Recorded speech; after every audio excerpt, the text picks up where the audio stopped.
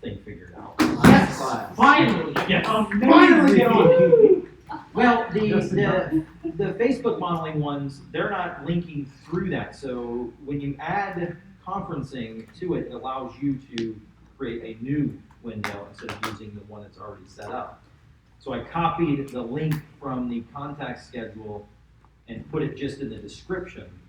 So over the weekend when you all are scrambling and trying to get things done and you're working with each other through the Google Hangout, you just go onto it now through the contact schedule and you'll see in the description the link.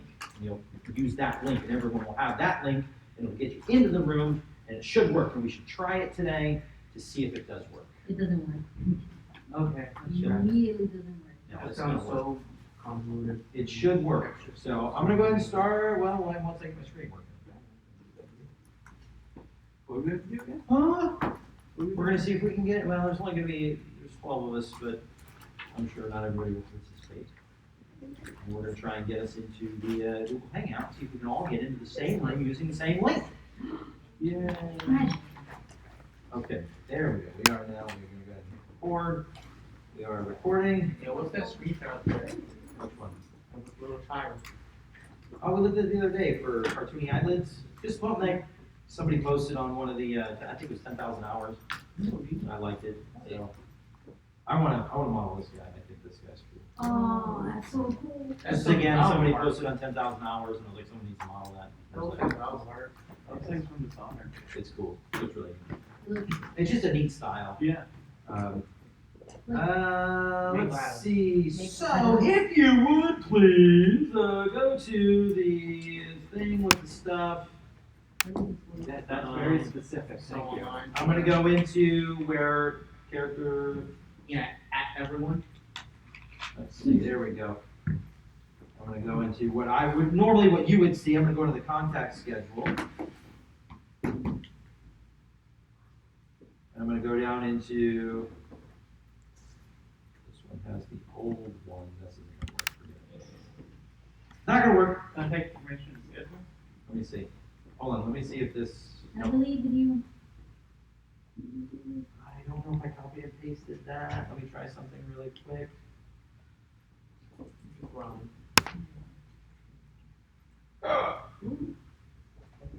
No. No, that's. Every time you do that, I'm just like, I freak out. I remember, oh no, it's Yeah, save and command.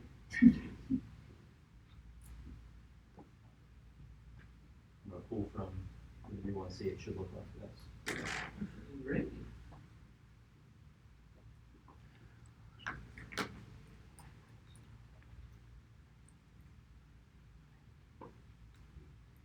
Okay.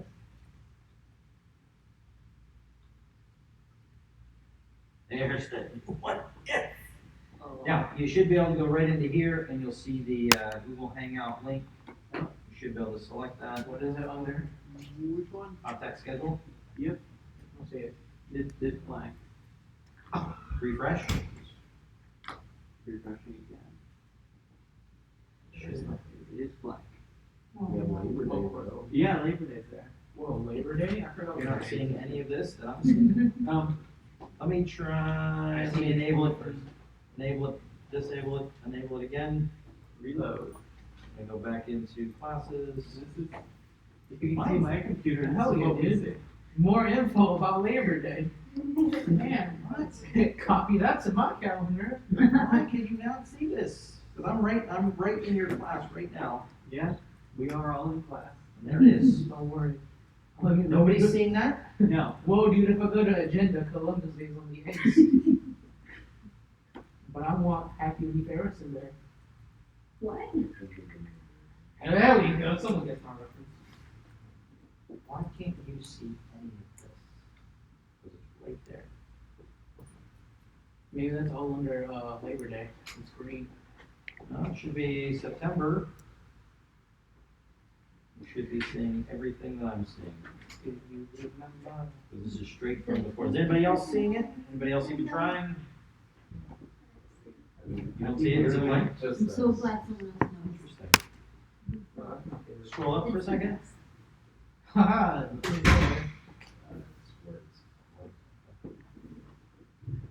So maybe I did figure it out. I don't understand that. No worries. Why is it reading for me through the portal, but not you through the I am portal? plugging in, you're plugging in. Well, sometimes you just shut it all down and then re-access the page, maybe logging out, logging back in.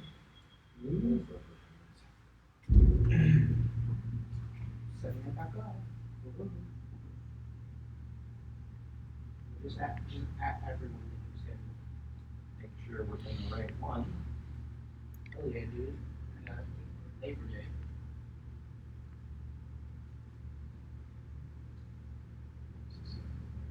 Shut it down.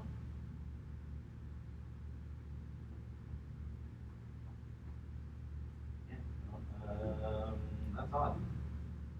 You'll be able to interact with this embedded block when you preview this content. Awesome. That's what I thought doing. Exit. Enable. Preview. I see it. It does say at the top that events from one or more calendars could not be shown here because you do not have permission to view them. But how would you not have permission to view? Need me to share it with us? But it's an iframe through that. I wonder if there's something in the Google Calendar. I don't know, I guess Yeah. not. I guess not. I mean, yo, how far can I go back to the schedule next year? That's February for next year? February 20. It's available to publish, try that. And let's try the CMF lecture. Right from calendar. Let's go to available to public, okay. Oh yeah, That might have been it. I didn't know that was. refreshing the page.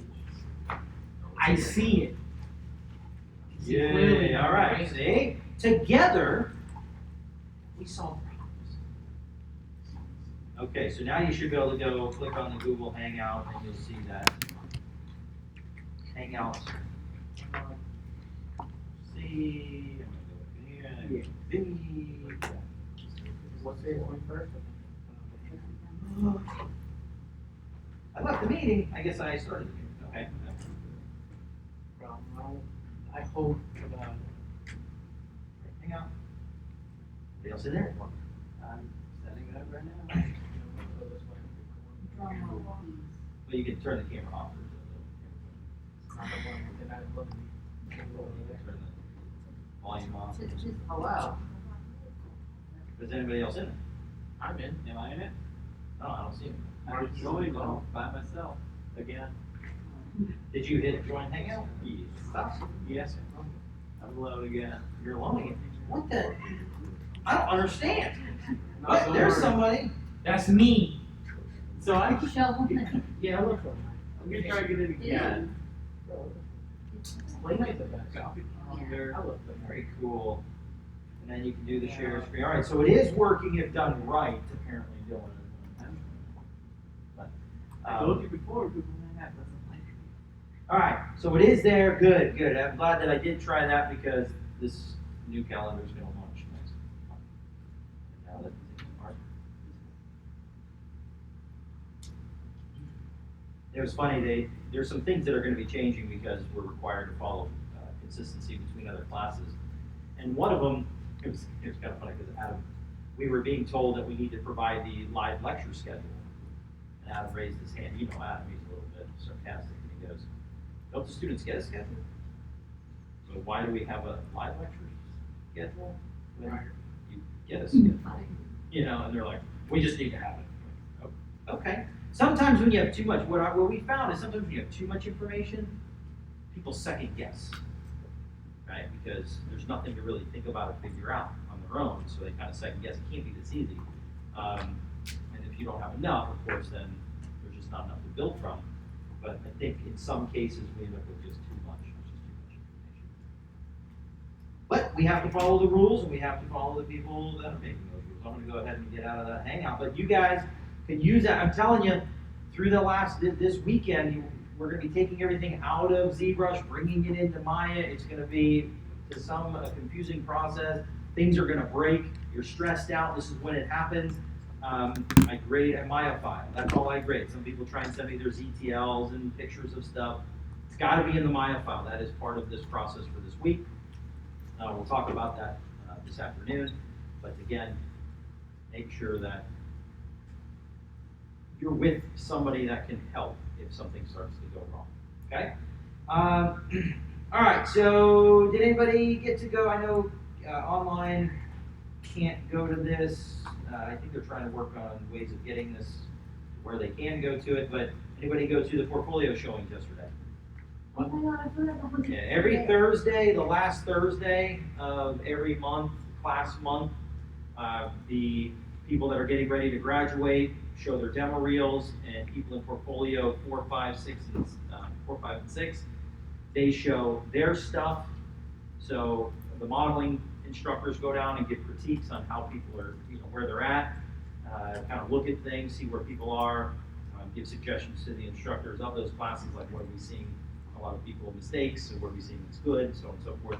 But it's a great way to see, one, what you'll be doing later on and what the expectations are. Right? The more you know about what you're going to be doing, the more you can plan for it, be ready for it. Right? So what did I see yesterday? Walking into portfolio 4, 5, and 6. One, just a lot of people not ready. Just still working on stuff, and it's supposed to be here's what I have.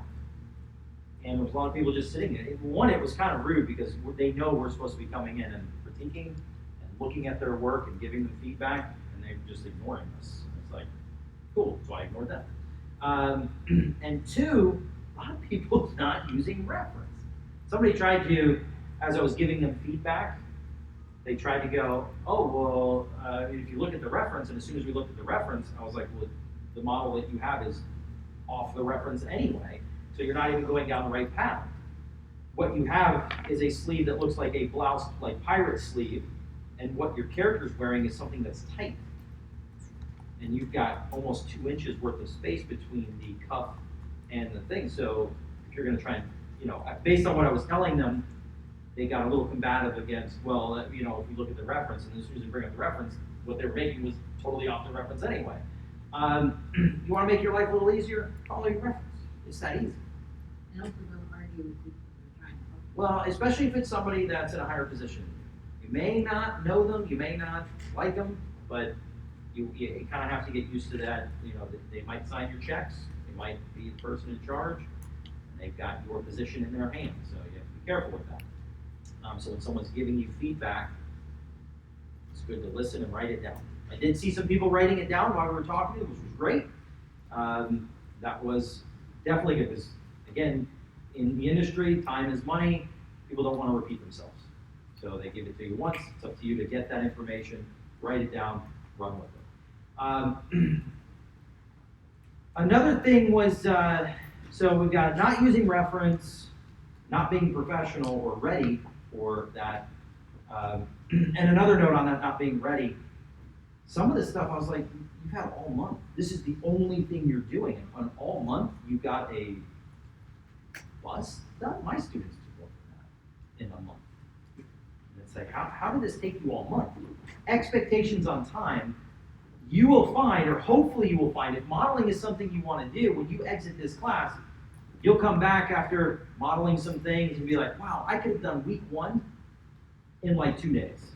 I could have blocked out all my stuff, 8 characters, 9 characters, 10 characters, because blockouts, I demo them in 30 minutes. We have something that's pretty decent, right? And you got to think if you're just down and working, and you'll realize that this stuff can be done faster. So when we walk in and we watch and we go, you have a bust, it looks very rough, it's not refined, and you had 4 weeks to work on this in a portfolio class, that tells me that you're not really working, right? And if it does take you that long, you need to be setting up meetings and practicing and trying to get better, faster. So that's what the whole not being ready thing. I don't think I've ever walked into one seeing that many people still working on stuff and trying to get things ready, or not even close to being ready. And then the other thing was focusing on things that's a theme for this class, right? Don't focus on the things you're not supposed to focus on. Focus on what you're supposed to focus on. And I had a conversation with a student, and they were like, "Yeah, I'm trying to get this thing in the background." Let me ask you a question. What do you want to be? Not when you grow up. But what do you want to be when you get out of this school? You want to be a modern living? This will help you out a lot. We did extensive anatomy, maybe, you know. I said, what do you want to be? You know, because here they're messing around with this X-Gen, trying to get this hair, and it's a crazy hairstyle. And I said, you want to be a hair technical director? You want to get into that, technical artist, and do hair systems, or are you trying to be a model? Does it matter? Hell yeah, it matters. It definitely matters, because what you want to be is what you need to be good at. Okay? It is a requirement that you do X-Gen and you texture and this, that, and the other thing. But if you're going for modeling, what's important? Models. Can you produce shapes that look accurate to the reference? That's what they want to see. And I told them, I said, this does not look like that. Your reference is off. And then come to find out, were they sculpting with reference in their scene? No. Hell no. I was like, what? No wonder why it's off. You're trusting your eyes to float from screen to screen. Why is this not in your scene with you? How much reference do you have? Oh, 2 images? Not enough. You need close-ups. You need different angles. You need all kinds of stuff. Do you really? I'm starting to second guess. Do they really want to be a modeler, or are they faking this whole thing? I did my box. I had like 5 pictures of mine. Yeah. I had over 10. Yeah. And then you have a collage of stuff all over the place. It's the way, we don't tell you this stuff to kind of just sound like we know what we're talking about. We see it, we do it. That's what has to happen. You have to have reference, multiple reference, supplemental reference. It has to be up, it has to be in the scene. You've got to use it and always go to it. There was one guy, I told him, I said, he goes, well, I'm struggling with the likeness. I said, well, have you run through with calipers yet and measured things? He was like, oh. I go, what was that for? He goes, this sounds like a lot of work. I said, you want it to look good, or do you want it to look like garbage? You tell me, what do you want? You want to know what I do when I model something? I measure stuff. You know? And he's like, oh, but the images aren't the right size. I said, come on, man. You've got grids. You can get them close enough that you can go 1 to 1 or 1 to 2 and say, all right, well, if this is 1 inch on the model, but my image is 2 inches big, then I'm going to double all my numbers, right? That's what it takes. Site measurement, calipers. I don't think they're giving calipers anymore. They should give these big giant metal calipers in art class. But you don't need that. You've got things you can measure with. I show you things in Photoshop. You can just draw lines and measure. You can use the distance measurement tool inside of Maya. It's a great little tool, 2 locators. You click in space, you can measure with it. If you don't know what that is, check it out. It's under Create, Measure Tools, Distance Measurement Tool. That's what makes things accurate, is looking at your reference, figuring out what you need to do, and making that happen. I'm seeing too many people not use their reference, right? Just loosely using us over here, who cares, you know? That's why your stuff doesn't look right? They just fight their reference, and I don't get that. I kind of look at it as, well, tree is spelled this way, and you're like, no, it's not. I'm going to spell it my own way. It's like, why? Yeah, why would you not? That's the way it's spelled. Just do that. Once you learn that, once you can start developing, hey, I can make cool-looking stuff. Well, now you get into, all right, I'm going to model a car. I modeled this one car that matches this image, and it's a Camaro, yay. But now I'm going to do a Road Warrior version of that car. Or I'm going to add ground kits to it, some sort of body kit to it. Right? Now you're giving it your own spin, and you've practiced the modeling thing. And it goes with the animation too, same thing. People aren't following references. FS Modeling Department group people in here, who's on the Facebook FS Modeling Department group? Yeah. Are you? Yeah. Okay, did you see that post I did where the guy's on the treadmill? Okay, to be very honest, I'm on it, but I never check my Facebook. Okay, well that's true. Some people get lost in the Facebook shuffle and they end up arguing about who's the better president or whatever. I stopped looking at Facebook because of all that stuff, but I did join it. Well, there you go. All right. Well, on there I posted a guy where it was for animation, but it was really cool. he jumps on a treadmill and he does his reference, and then he shows his blocking, his tweenes, and then his or his splining, and then his final animation. It's really cool. So it's kind of like looks like an Iron Man-esque character, and they're gonna get to do Oh, everything. I've seen Yeah, it's really, really neat. It was that. a I neat love video. that. It's so good. Yeah, but it shows his process. And you know what's funny is his keys look bad. They look really good. So it's kind of like, that right there is really nice. Before he even gets into the splining and the other stuff. But, right, use your reference, listen to people, be coachable, be manageable, be teachable, right? Know what you're doing wrong and fix it. You guys are the teachers, you know a lot more than us. That's why we In some speak it. cases, but my job is to get you better than me. When I see you in portfolio 6, 7, I want you to be doing stuff up there, right? I want you to be learning, and I don't sit at my desk and play with XGen all day, but you're doing it for 40 hours a week. Yeah. Let's look at it. Let's see how you did it. Let's do, I want you to be better than me. That's the whole goal. Share the knowledge. Watch you grow. Okay. With that, no, okay. All right, so what are we going to look at today? We're going to look at hair. I'm going to encourage you to go to the portfolio reviews. And we're going to look at getting your scenes together, getting everything into your final Maya scene, and talk about the submission, okay?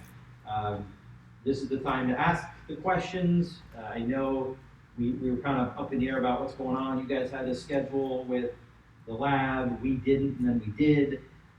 We looked in 2 different places, like, well, there it is there, but it's not over here on this other schedule, so we don't know what happened. But Christian will be there. It will not be a mandatory other than the, well, you know what, let's not even worry about that. I was going to say other than the integrated.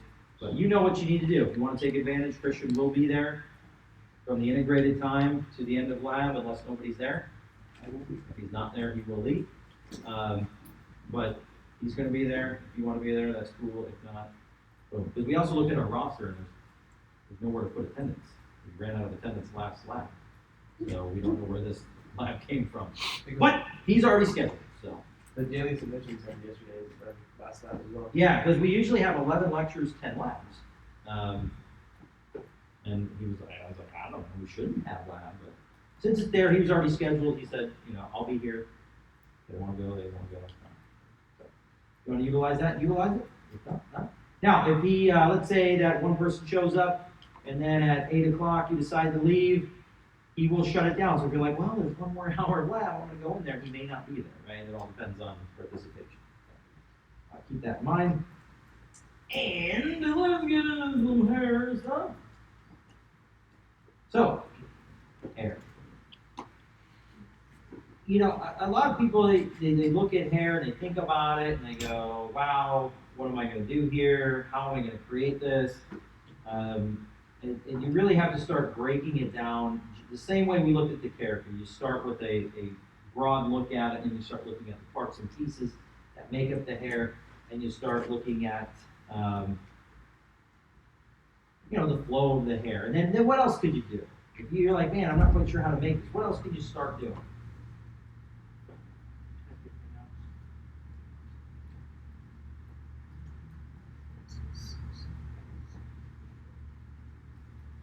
I think I heard it. Topology? How do you think I got all of these images? Get out there and look. Remember, first day, there's a picture of those people looking at that falling painting. Right? Look how other people have done it. You can find a hairstyle that looks similar to what you're going to create. Look at the pieces. Think. Try and reverse engineer it. Think about how you're going to approach it. You know the tools. You know how the clay buildup works. You know how Dynamesh works. You know how curve strap works. You know how the curved tube works. Right? At this point, it's look, see how people have done it, and make that. The only thing we would look at today is a slightly different way for like straps. You can actually make curved brushes, custom curved brushes, to fit what it is you're trying to make. Sometimes people like to make something that's got a little bit more shape like the hair. But this right here is probably just curved strap with the taper on it, and then they kind of cut some grooves in, and they're using some little tiny pieces on top of it to help break it up. What I hate seeing is people just go in and sculpt. I do demonstrate it as a way to get started. People just sculpt everything out of one giant chunk, and it looks like one giant chunk. It doesn't feel like hair. There's no overlap. It's really difficult. You can make one solid mesh look good. There are examples, right? But it takes a long time, and you've got to have the contrast there, otherwise it falls apart. There's another one in here. Usually the hair ends up looking like this, where it's just very clay-like. Pieces, it's got little parts there. They're like this. Right? This one here, when I look at it, I just think soft serve ice cream, which is what I always go to. Ideal. And it's just because they're trying to rely on one piece, one solid piece. There's nothing to break up the silhouette. There's nothing to add more depth to it. And if this is going to be a game, yeah, that's great. It works perfect. It's fine. It's got good readability. The silhouette's nice, but we're pushing a little bit beyond that. We want something a little bit higher end. We would want to add some extra pieces. But when you're looking at stuff, you don't go, hey, that's cool, that's cool, that's cool, that's cool, that's cool, right? You look at it and you go, how do they do that? What are they doing? What kind of tricks are they using? How can I maybe do that same thing? Right? So that's one of the things that you've got to do. And then also looking at how are they breaking apart the hairstyle? Let me see if I can find it. These are all relying on. This one's not too bad. It is one of my go-tos. I just like the way they're using different types of topology. Here they've got all these strands and pieces, but yet they're using different kinds. And you can tell that they've thought about what parts are going to be the pullback pieces, what parts the bun, what parts the main body of hair. We've got a couple pieces for the little strands in the back. We've got the tuck back pieces and the hang pieces. But when you look at a hairstyle, right, you do your research and you find out, all these different things. Let me see. And then you go, all right, I'm going to model this hairstyle. How do we break that down? How do we look at it and say, all right, so we've got little sideburn pieces, cool. We've got this main piece that's pulled back. We've got the whole bottom that's pulled back. We've got some hairs coming off of the neck. We've got, looks like a small piece here. And then we've got another small piece and then a larger cap for the top. So I can literally model this out of, let's see, 1, 2, 3, 4, 5, 6, 7, 8, 9, maybe 10. To kind of get some more pieces for the back of the hair, and then maybe 3 or 4 for the sideburns. Right, this might be like 20 pieces. And what do we get when we break things into more pieces? A lot of pieces. What? A lot of pieces. I'll go with the one that has yeah. Overlapping, which gives us nice contrast. We get more depth. We get what else?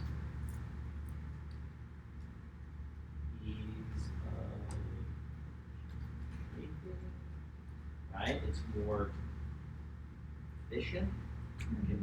I can divvy up my resolutions differently.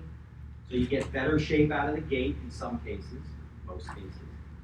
You get ease of shaping, right? Because I can move one piece independent of another piece, and then I can sculpt that. If I need a little bit more geometry in one, I can do that, so I don't have to spread it all through the model. Right? There are a lot of benefits to breaking things into pieces. When I see people trying to do a ponytail, they connect the top hair with the ponytail itself. And they, in a lot of cases, especially in this hairstyle, I'm thinking Maya builds, working with parts and pieces in Maya. It's much easier to create these side pieces and then have the ponytail as a separate chunk, a separate entity, and breaking that into multiple pieces. So this is going to take you looking thinking about it, coming up with a plan, and then putting that plan into action. But again, I encourage you to look how other artists have done it. And when you get in and you say, well, XGen is awesome, I want to do XGen. XGen is awesome. It is a really cool way to do hair, but the big issue with it is it looks like spaghetti until you render it usually. It just doesn't hold up well. I mean, computers now can hold up a lot stronger with this stuff, but again, we're pushing shape. Okay? So some of the other things to think about. Some hairstyles are easier to model than others. Some hairstyles are better modeled with different modeling methods. So the different types of methods we have sculpture, we have card systems, which is basically anything that you see that are like strips. So like this is cards, these would be strips, parts and pieces. We have card system, you see card system. Card system here, very small.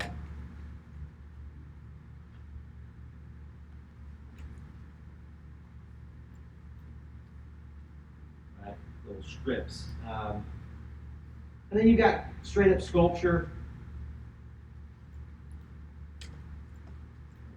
Here we've got just straight up sculpture.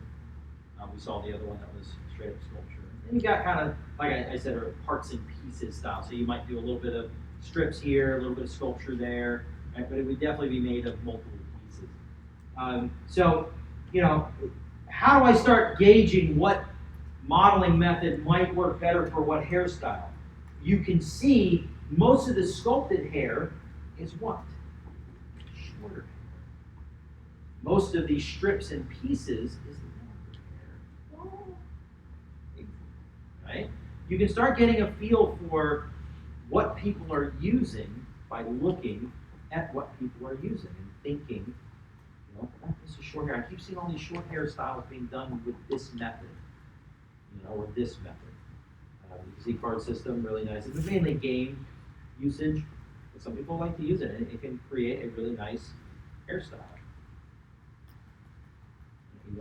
Even on this, even though it looks like Post-it notes, the overall look and feel of it is pretty nice.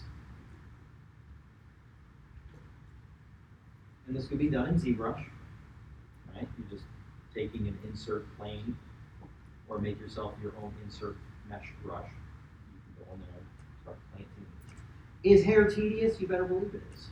So hopefully you got everything done up until this point, and you're just walking into the weekend ready to spend all weekend doing 2 hairstyles, right?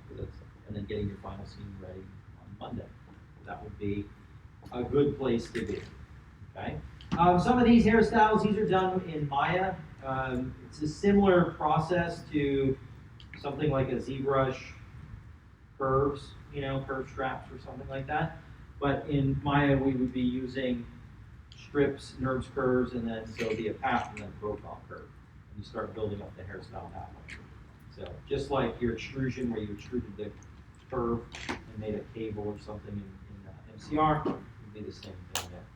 Right? So we'll look really quickly at, if you're going to do card systems in Maya, not really card systems, if you're going to do, what is this one? I kind of want to see what this is. I don't know what that is. Hair text, hair complete. I'm not sure what that is. I don't even think that's mine. I want to think, it was 2009. I want to see what it looks like. Let's see what it is. Sometimes I grab files and I forget why I have them. Oh, it's the guy's. This is when models were built in Maya. This actually is. Really one. Right, but this is a card system. You can see placing planes for his goatee. People ask, can I do a beard? Can I go do a goatee? If you spend the time, like I know it takes to do something like this with cards, right? I think I would be okay with that, but I'd probably tell you to stay with it. But you can see here using planes just enough to be able to bend them, and they're just sticking into the surface. each plane, right, when you get into something like this, you'll plant one, you'll shape it, you'll duplicate it, you move it, you shape it, everything is shaped, everything is moved, you duplicate it, you scale it, you shape it, you duplicate it, scale it, shape it, duplicate it. So now you got 5 of them planted. You take those 5,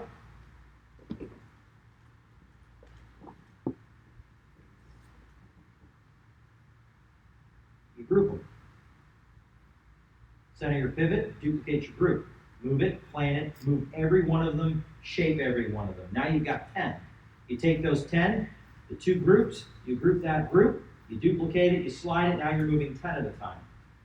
And then you go through, you reshape, reposition, scale slightly, you add a little variance to each one. And eventually you start getting something that feels a little bit short. Right? You make these as long as the hair should be, maybe a slight bit longer, and you plant them in. If you do not duplicate move, you will see the replication. Right? So things like this, these are hand placed because I wanted something a little different on it's anything in the center, anything you can see right in the center, replication is a little bit more easy to spot. Okay? And you can see that once I have this, spit that over to the other side, I can go through on both sides and add a little bit of variance. Good old days of modeling. I don't miss that at all. I mean, I did. Somebody posted again on the Facebook modeling page, somebody posted an old method, box modeling method. And they're like, check out this awesome reference. And I was like, I've not seen somebody do that forever. I love it. And they were going through and establishing a base mesh for a head box model. So it started as a cube, and they went through and were cutting it up and establishing their starting topology. Okay, so here is a hairstyle that is loosely based on that one that we were looking at. You can see the different pieces.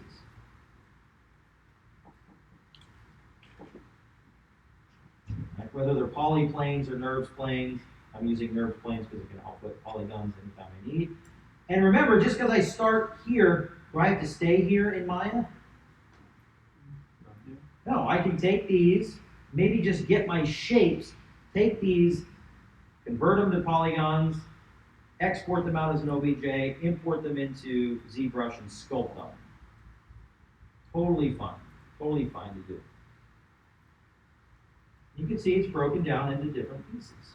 Right? What's nice is sometimes it's a little bit easier to start a hairstyle in different pieces in Maya, so on and so forth. Now, something like this is the end of the hair. Right? So here I'm thinking larger, right? So let's go down the rabbit hole of model. And so we saw this hairstyle that had all these little whipping ends, and it was curled. Then there was kind of some collections of curled pieces that kind of grouped together. So modeling that ponytail, let me see if I have it.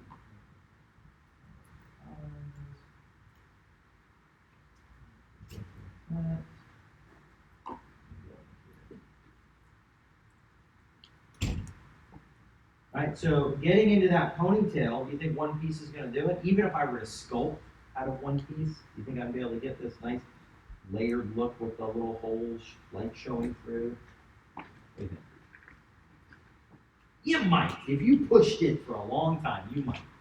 But if I broke it into pieces, I'm going to have an easier time. So if I generate a ponytail that's already twisted and ready to go, if I'm in ZBrush, let's say I export this out and I bring it into ZBrush, how can I start breaking it into pieces?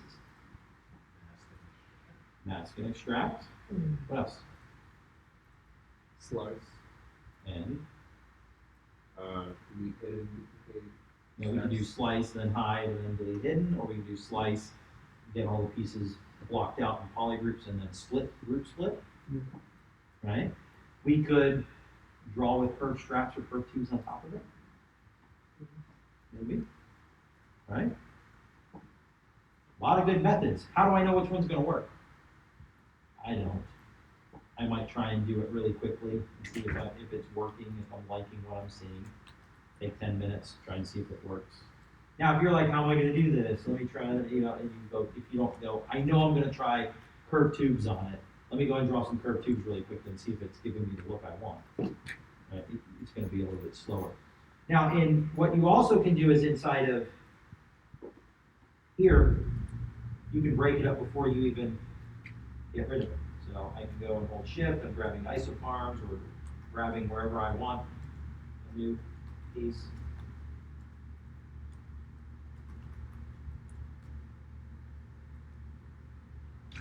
Right, so I want to break this into some pieces that I can start working with. Switch back to modeling. Surfaces detach. And now I've got 1, 2, 3, 4, 5 pieces I can start working with. Right? If I want these to be polygons, modify, convert curves to polygons. Since I want to sculpt, I want my geometry to be pretty uniform. So I'm going to go quads count. Let's do 500 per, around there.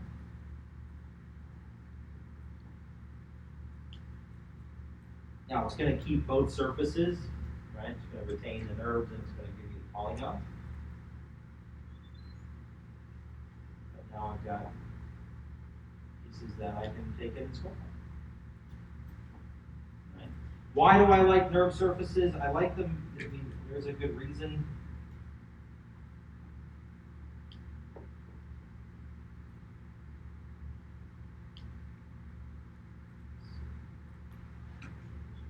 Eyeball this.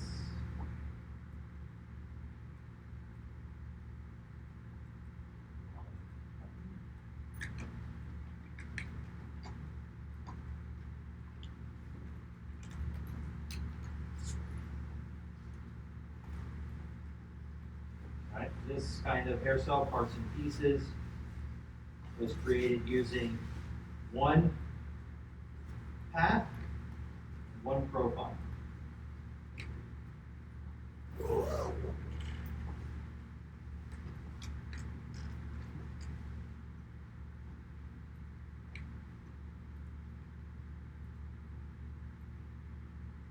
Okay, so I take the profile, I take the path, surfaces, I'm going to do an extrude,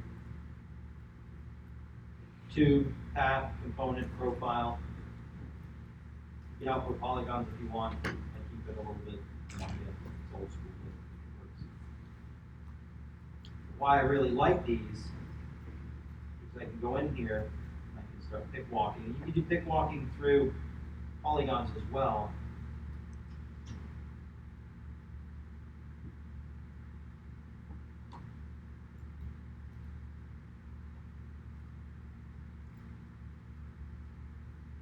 But I like to use the history connection because now I can even go into the curve. I can say, no, this needs to be a little higher. This needs to drop down a little bit. I can even go up to this one. Say, yeah, I kind of want a little bit of this curve in that. See if I can push that and it's updating what's going on down here. So, and at that point, once I get it all shaped out, I can then output polygons and export it, maybe some sculpture in ZBrush. I will say if you do go this route, you'll probably do a lot of shaping here in Maya. The only thing you can use ZBrush for would be to add maybe some graininess to it, not the hair strands. But as far as that goes, this has a lot of detail already with the different pieces. So less pieces, less need for detail on each piece, whereas if you have fewer pieces, you're going to want more detail within each piece. So then you start just, again, thinking smart. I'm just going to delete that and bring back hairstyle. So here,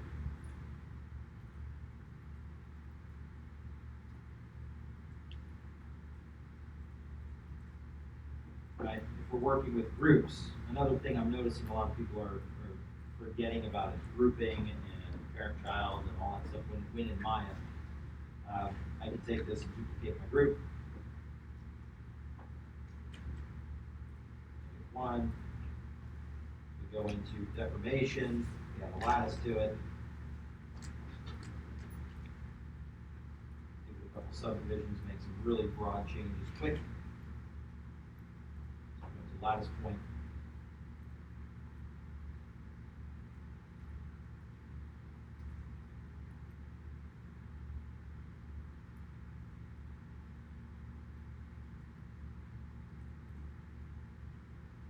Right? And then I would get in and fix up wherever we have problems with. So another thing to think about, right? Work smart. Think about when you can replicate where patterns are. That's going to help you move a little bit faster.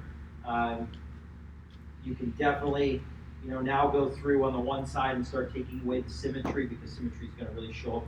Again, anytime you can see the two pieces side by side, symmetry is going to show up pretty quickly. So. Right, and I would take a lot of these types of practices into ZBrush with me as well. Okay. All right, so Maya is a good place to model some hair. If you're just like, man, ZBrush, I'm tired of ZBrush, I want a little bit of a break, do a hairstyle utilizing Maya. And probably going to be card systems. They say you can sculpt up to about 2 million polygons in Maya, but my computer doesn't like when I try to do that over 200,000. So, see what you do. All right, so as far as ZBrush goes, we'll look at some real quick methods on how you might get a hairstyle started. Some of the box behind, how to create these. Some people go, hey, can I do something like Super Saiyan hair or something like that? I go, yeah, as long as it looks more like real hair and not just clumps from too cartoony of a clump. Or you just want clumps in general. Just weird clumps, like cauliflower clumps. Yeah. Sure, as long as you got reference to support it. Cauliflower. Real good. No, it's got to be somebody with cauliflower hair. So their hair has to look like cauliflower. You Photoshop that? You know what? It's funny that to get all the stocks and the little bundles, it's probably going to be a lot of work. So. Look at that. So that's one stalk of cauliflower. I thought you were talking about hair that was a bunch of stalks of cauliflower. I don't know. The more you go away from just regular stuff, the harder it is. Right, so we'll go ahead and we'll look at some things here. The first is going to be a real quick, I want to start sculpting. Now, just because I sculpt or I start with a single structure does not mean it should end as a single structure.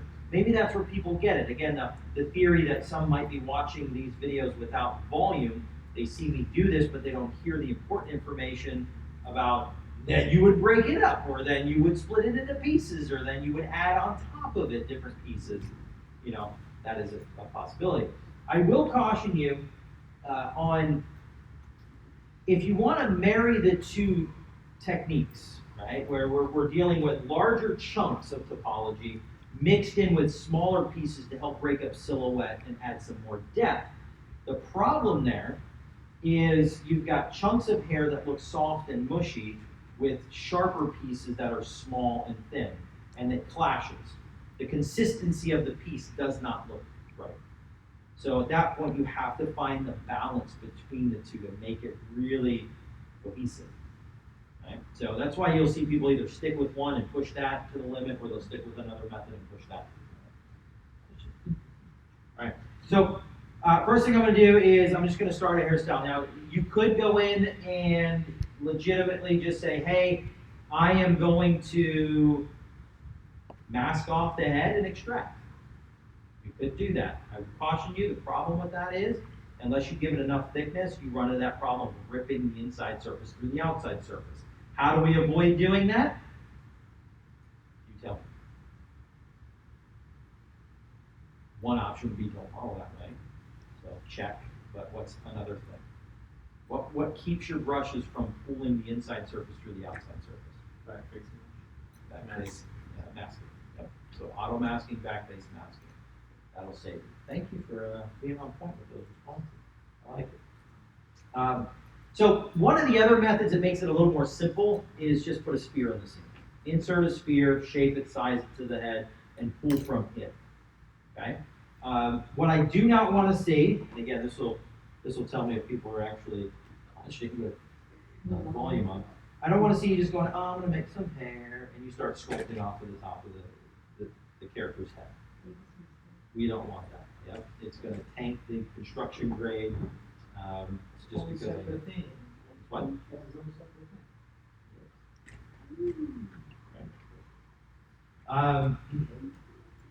So what we're going to do is we're always going to be working with different pieces. So what I'm going to do in here is just do insert sphere. Done. Okay, and then I'm going to turn that sphere into Dynamesh, but I'll probably scale it a little bit. Now let's think though, in Maya, if I were to be trying to create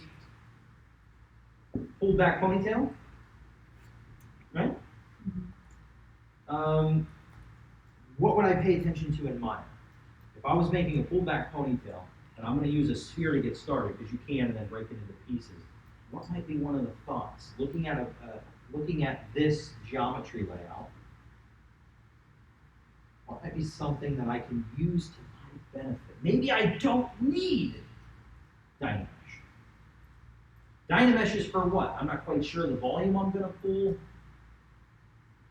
And then what happens when we get to the end of Dynamesh's usability, its benefit to us? What do we usually do? Z-remesh. Yeah. Why? Why do we Z-remesh? Because it gives us better topology. Yeah, the topology fits the shape better. Right? So, what about a sphere might be reminiscent of a pulled back ponytail?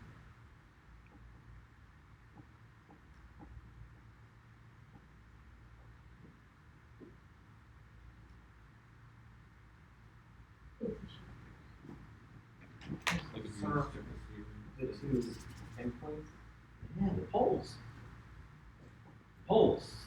Because that's going to be the hair pulled back, pulled tight.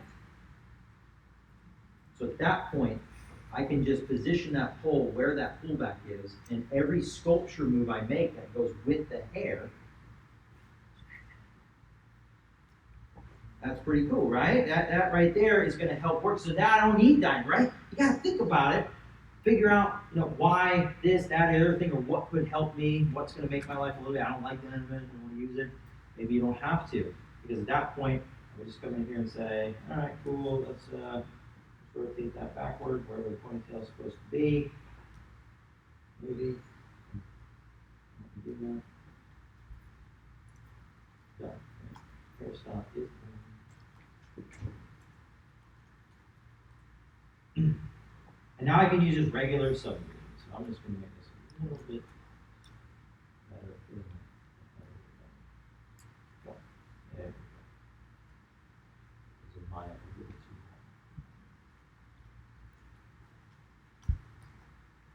Okay?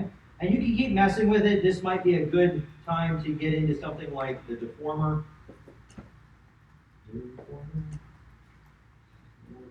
Yeah. Okay? So what I can do here is you can just move these points independently, or what is it reminiscent? We just used it in the other program, Maya. Kind of looks like a lattice. Thanks, ZBrush, for giving us something that Maya's had for a long time. Right, but we could use that. This is really good for cartoony eyes. If you're having a hard time getting cartoony eyes to fit within the ocular cavity, you don't want to just smash it up, right? That's usually not a good idea, but it works to help kind of push and just caress the eye into the eye socket, especially for like really cartoony characters, anime characters. You got the big eye, sometimes they're a little bit tougher to work with, right? But then again, you've got regular remove.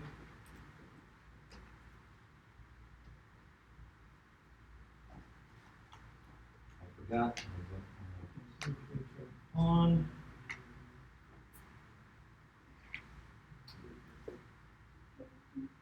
You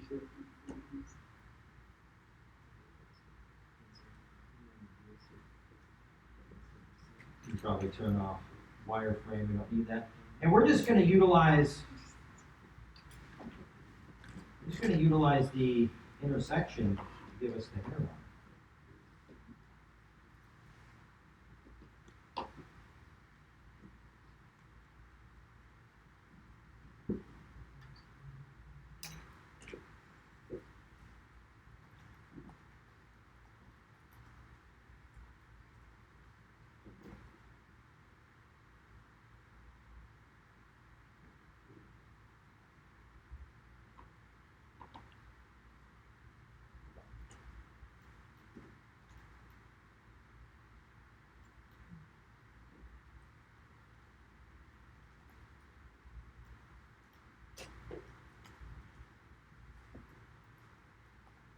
Yeah, you have reference of whatever it is you're making. Okay. Let me push that down a little bit.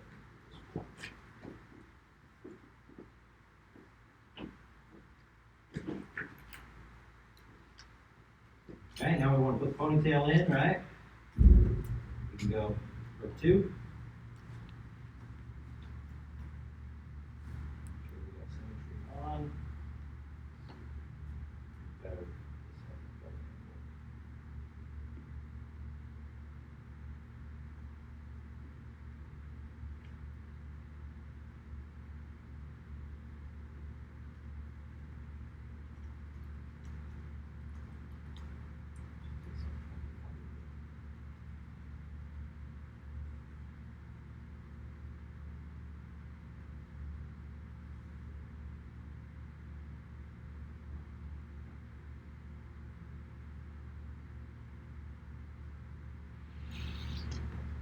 Okay, now what do we need? We need a little bit of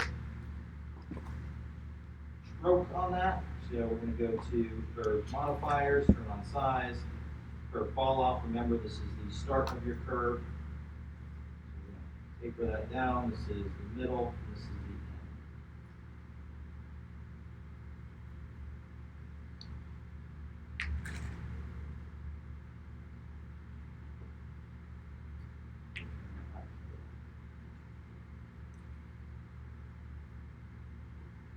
Something like that. Let's make it a little bigger.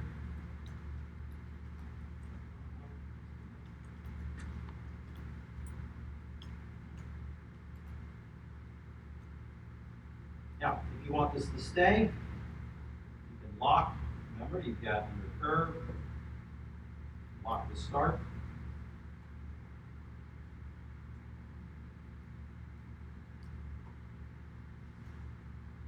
However you need to shape this, right? You're just trying to get something started.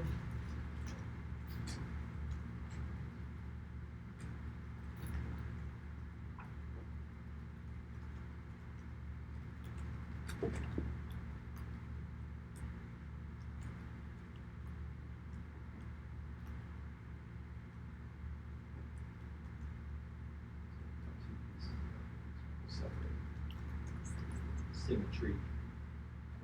Right, now, one thing it's not going to allow you to do is to, make that longer. But you get the point, right? Point.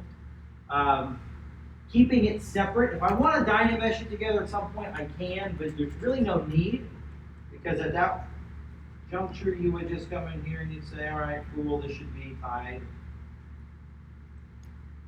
So I'm going to go in there and let's make sure that is connected. I'm going to off, split that as its own piece. Split the parts.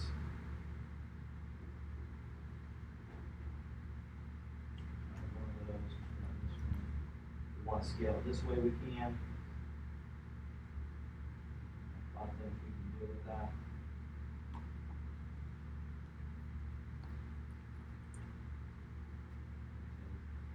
Horns.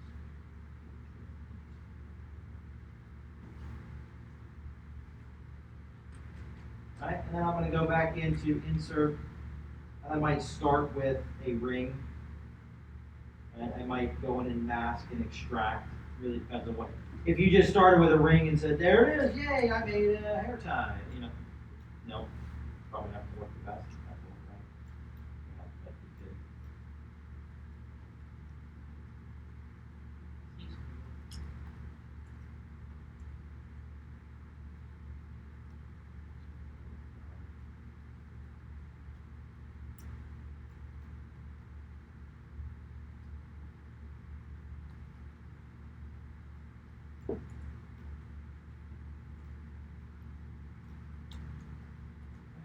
Go ahead and hide everything but that. Add some subdivisions.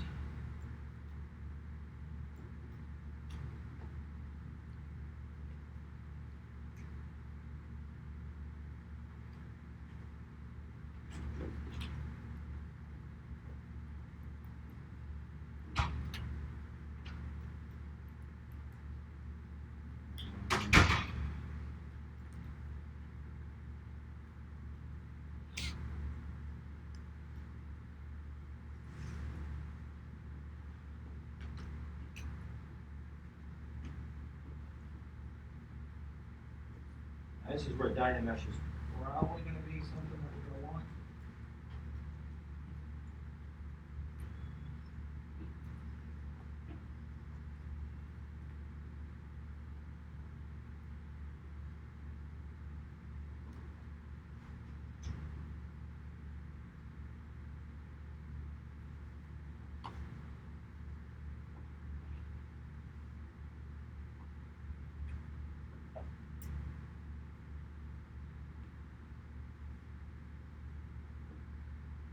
Let's go in deformation, we'll do a plate. Let's give ourselves something to work with. Let's go into geometry, subtool. Delete lower. We can try and work with that because if you're not quite sure how far you're going to pull it, if you're going to make a little scrunchies or whatever, we would need more geometry freedom per se. But now I can come in here and I can start shaping, bring back everything else. Yeah, so if you're not quite sure where you're going to go with it, Dynamesh might be your go-to. But if we're just trying to find something that's going to look decent, I might come in here and just smooth out that.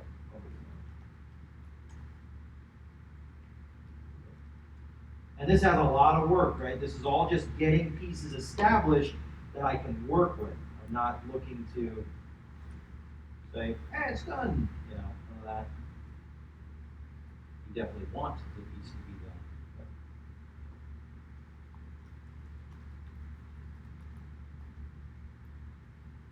I might just keep this symmetrical. Make sure we're on.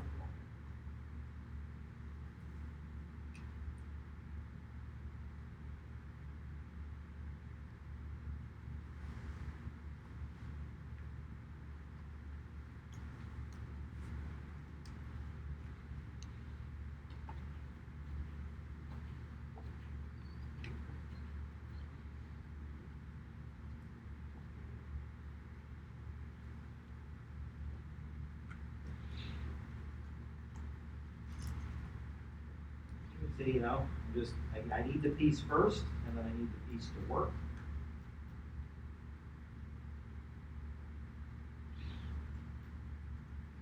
We can start now making it look like something, right? First we need to establish it, put it into place, then get it going and go through that block out to secondaries, to higher end secondaries on each piece. You come in here, you might add in some little strands. You might say, you know what, maybe it's pulled back, but there's bangs there. So what can we do for that? We can just take a plane and stick it there and shape the plane. Or if we want something that matches the head,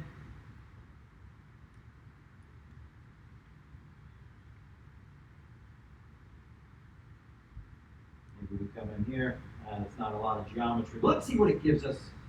I'm going on the fly here. Let's go 0 thickness, extract, accept. Let's look at that piece.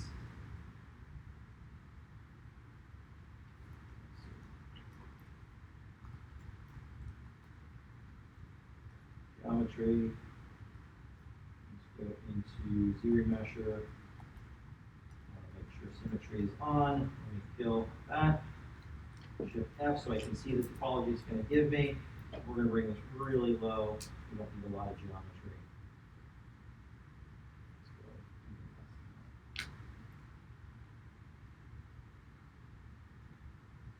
We're just trying to establish something. Okay, bring back the head, make sure that it fits. So right now it's something in the head. So deformation, inflate. Bring that up.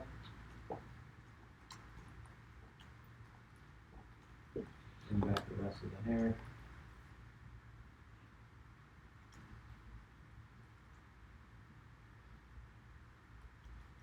Now we can start to push and pull. Like the hair wouldn't be floating like that, but I can go in there and I can push that down in.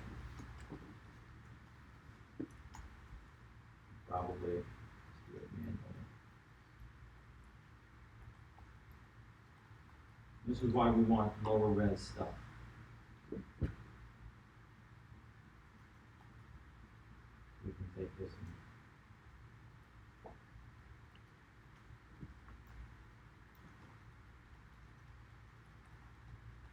you're going, well, I think I got another way I can do it. Perfect. Tells me you're thinking about it.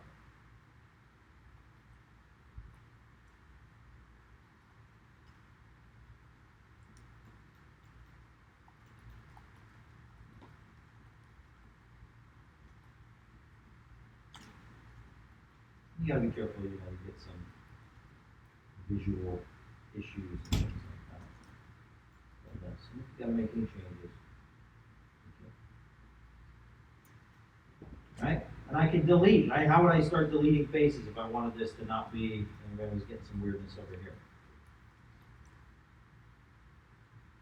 How can I delete those faces?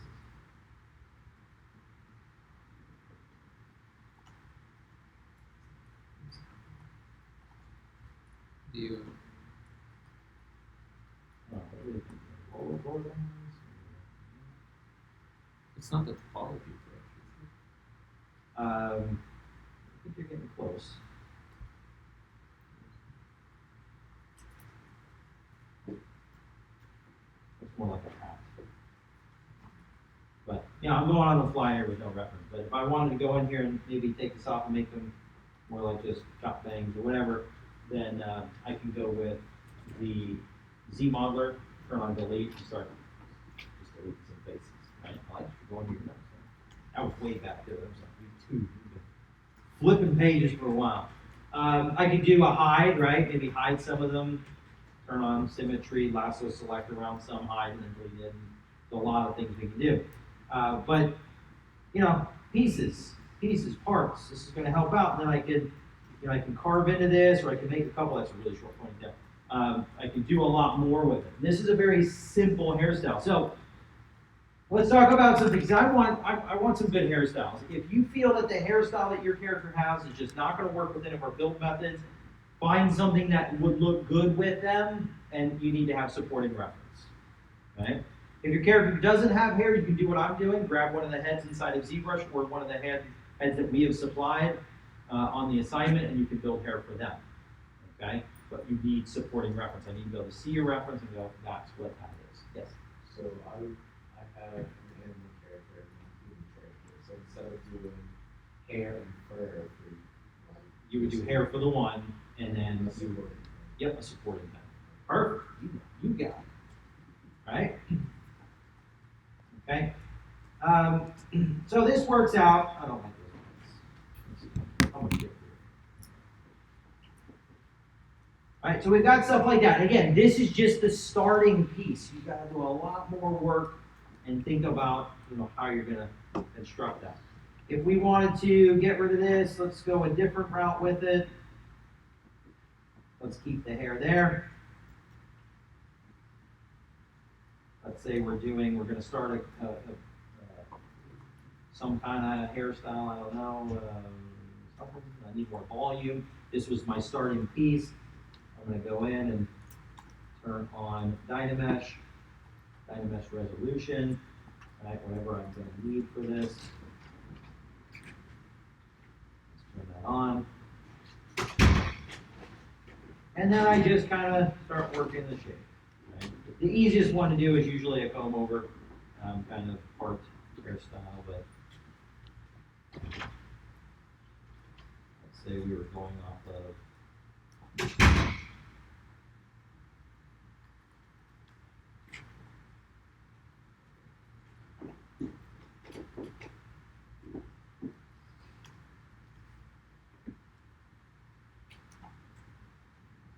first thing is just getting a lot of volume out of that.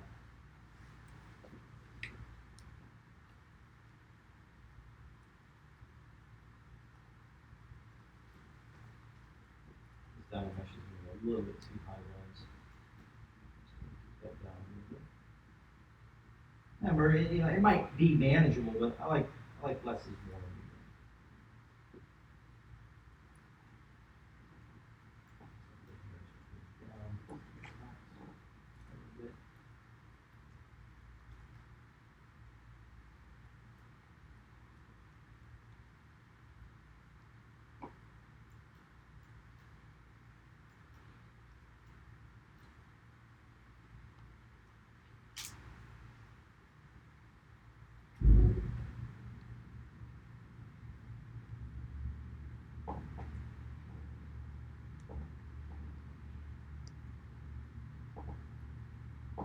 So we're just using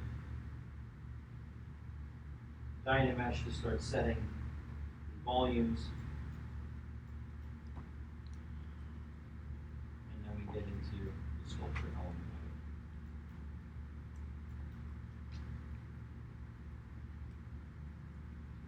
of it. Off.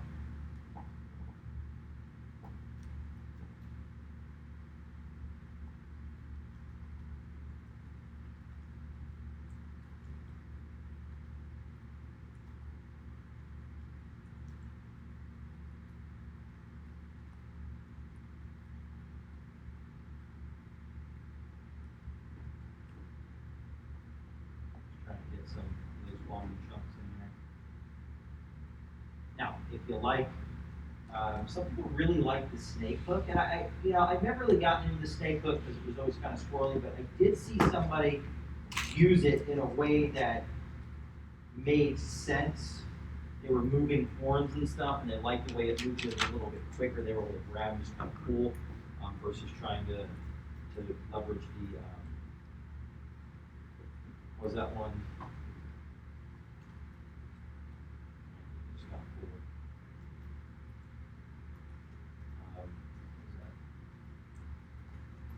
The regular move brush, it doesn't really bend well. This kind of arcs your topology as you're pulling, so they sold me on it. I figured I'd give it a shot next time I did something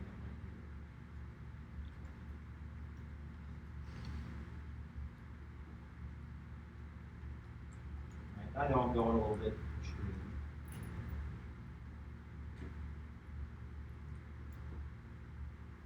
See, with the Dynamesh, this is great.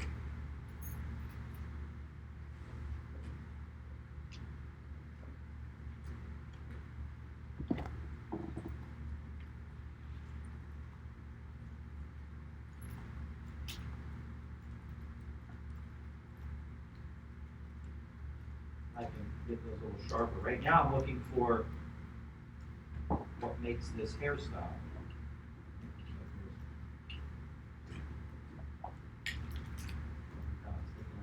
What people usually do is they go, yay, I'm making hair. And they just kind of randomly pull these things, and it looks terrible, right? Or they make their brush even smaller, and they've got all this thing, and they go, yeah, I'm adding details. That doesn't look right. Right? I'm using it in the early stages to kind of get some of these little whipping ends, right? We gotta establish that topology, otherwise it's not gonna work. So even if I did that, I was like, okay, cool, that's gonna start coming off the head. Let's make that a little bit larger.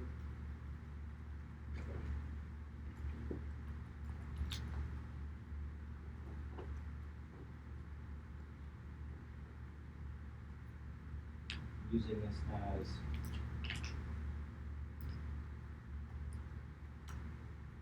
a tool. And I know that the hair wouldn't just do that, so now we can build up around it.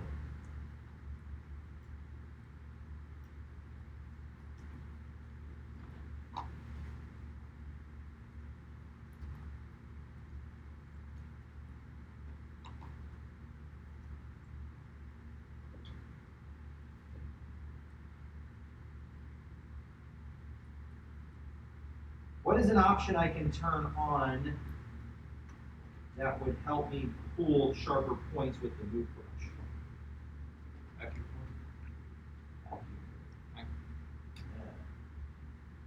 I knew what you were going with. Right, so at this stage, I'm just shooting for higher end volumes and shapes, the pieces, right? So if, again, that option that we were talking about, under brush, curve, vacuum curve, and this will allow me to start pulling sharper points. If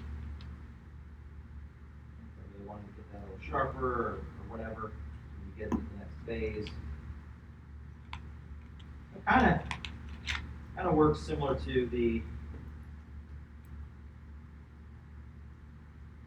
snake hook, but the snake hook, I don't know. I thought it was neat.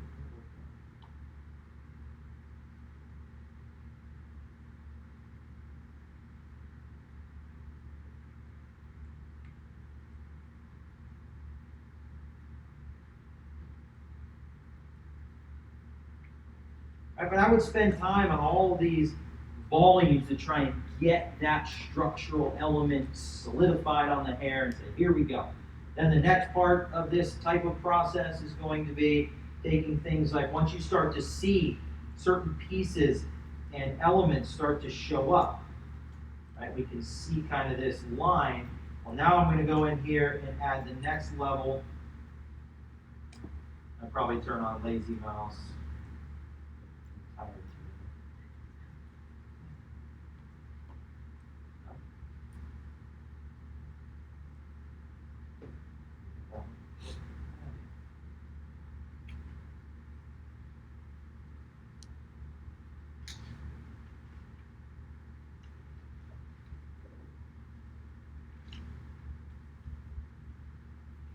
Push in.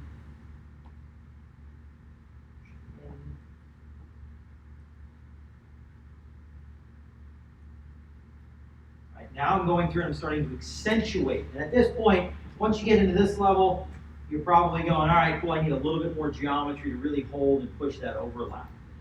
One word of advice I usually talk about is if you're going to start laying in, say you've got kind of shorter hair like I do in the back, and you want to start getting that nice overlap. This guy has kind of longer, choppier hair.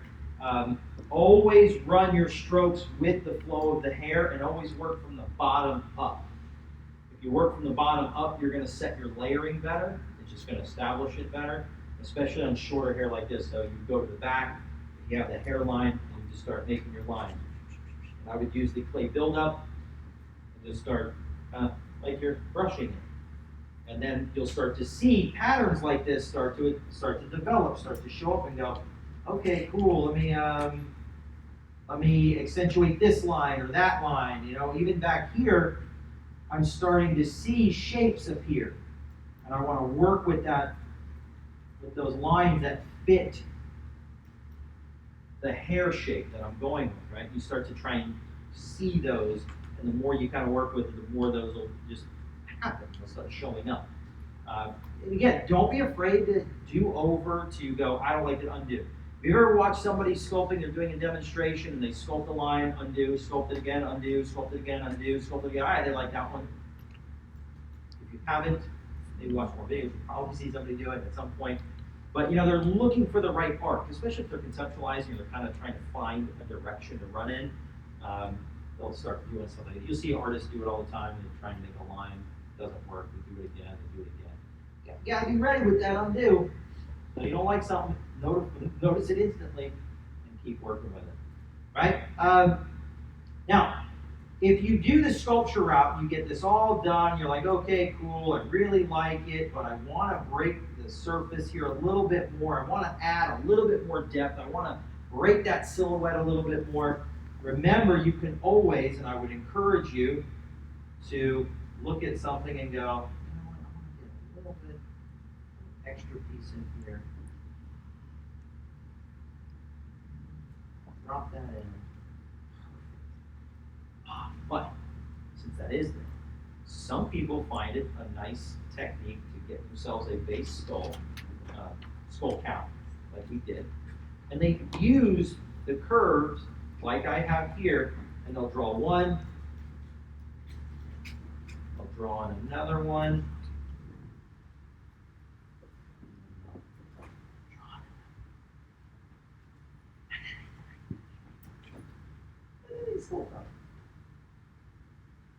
look at that!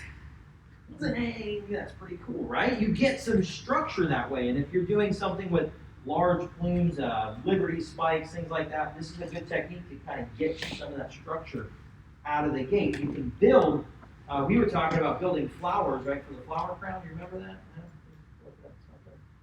that? Remember the flower crown? Yeah. Right? And I was saying you can build multiple versions of a flower, and then you can start planting them.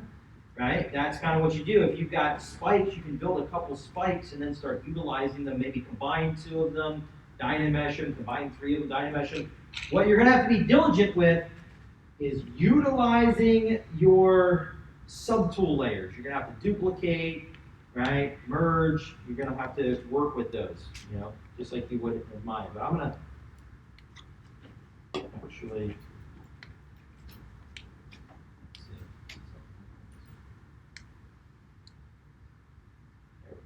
It was just choke. Okay. I'm going to go right to this one. Okay. So what you can do here is if you really want to go sculpture, but you want to add that break, right? I know I went off topic, but I'm coming back to it. What you're going to do here is you're going to take this, you're going to make it whatever it needs to be. So, that's one brush lines. Okay.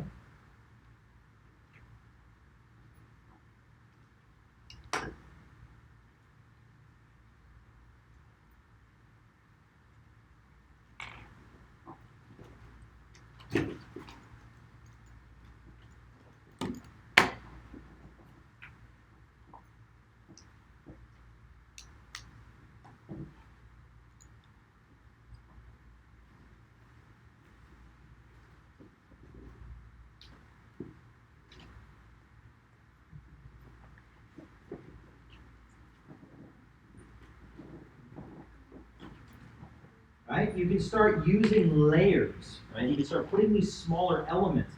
And don't forget to move, you know, go into the stroke and say, you know what, that's not quite working for me. Let me go ahead and let's make this a little smaller.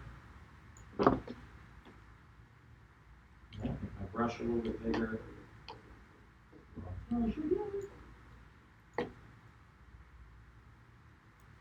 Right, so you can play around with this. The other method of doing this, if some people really like it for little whipping ends, is they'll mask and extract with a little bit of thickness and they'll smooth it out and they'll shape it and they'll kind of layer that.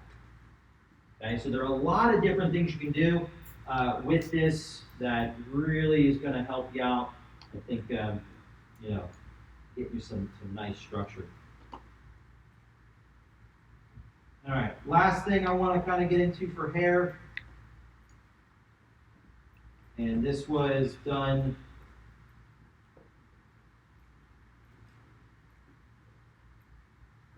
you know, I've never really seen this brush used this way, but I'm going to go ahead and add some subdivision on that.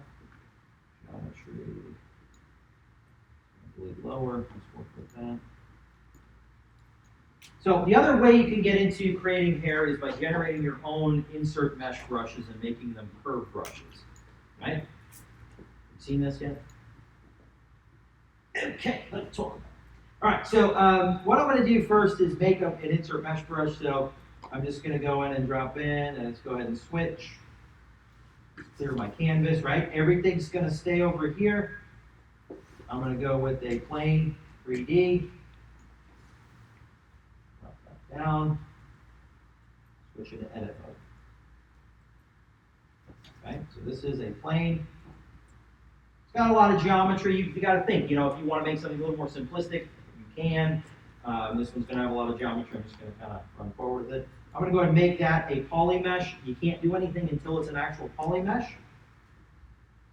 And then anything you build can be turned into a curve brush. So if you were going to make a bunch of chain links or anything, you just do one chain link. And you can actually, you would need to cross section with the cuts because you didn't know how it's going to replicate. Otherwise, it won't switch.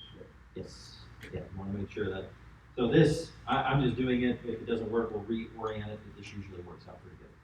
Right, so the next thing I want to do is, you know, on something like a plane, right, it's got those little bit of edge creases on there, so I'm going to go ahead and uncrease that. This is going to affect the ability to merge your verts, right, because you're going to want to be able to merge this together and weld all the pieces at the end. But we're going to have to just see what we can get with it. So once I build whatever it is I'm going to build, I go over here into the brush palette, and you hit Create Insert Mesh. It's going to ask you, do you want to apply this, append it to an already existing brush? Now we're going to go ahead and make a new one. So now you can see we have an Insert Mesh plane brush. Let's go back to this tool. And since we have that, what can we do with it? Okay, so if this were shaped a little bit, I can start planting, right? We saw some of those hairstyles that had just the waving planes in them. I could do that, right? Nice way to kind of plant. Or if you made something that looked a little bit more like hair, you can start planting that. Okay, but we're going to look more for the curve mode. Okay, so what I'm going to do is I'm going to go to Stroke, Curve, and turn on curve mode. And what this is going to do is it's going to apply this as a curve. Right? So I could go in here and yay, but it's not giving us what we want, right? These are actual planes that are not connecting, and also they're stuck into the head, and I can work with that, but I want to adjust it a little bit. So once you make a curve brush, one of the other things you can do is under brush, go to depth, and tell it, I want you to be a little bit off the surface. Okay, so now it's applying this brush a little bit away from center point. Okay, so that's good. That's step number one. And I'm always undoing, right? Undoing that. I'm going to go back to brush. And we are looking for modifiers. We're going to be looking under this section where we see triparts. Okay, triparts is, if you set up polygroups, you can actually have it understand the starting polygroup, the middle polygroup, and the ending polygroup. Really good for plugs, things that are constantly being repeated, that has a start, a middle, and an end. But we don't want triparts for what we're going to be doing.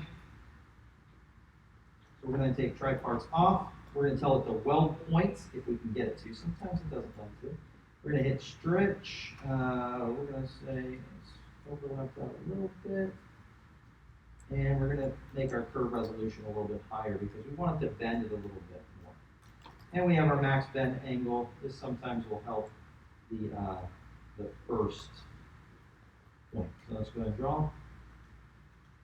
Okay, now everything is connected. Okay. Very important that if you go with just a simple plane like this, that you take the creasing out of the initial plane. A lot of your primitives are creased on the edges. We would want to make sure we get rid of that. Okay, so now we have that. That's pretty cool. But I don't want to apply it this way all the time. But I could.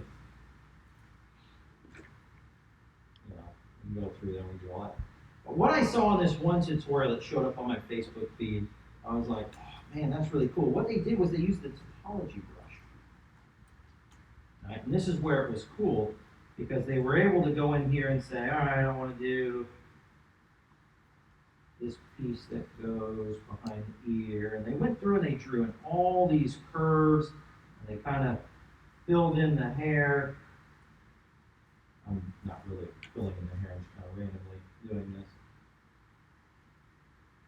But they went through, and then they said, all right, cool. Let's go grab that insert mesh brush and stick it on it. And they filled all the curves at one time, which was cool. So they went through and they shaped all it. Now, what is the topology brush? This is a great point. You gotta always think outside the box. Learn the tool and then think, how else can I use this tool? Right? It's always important.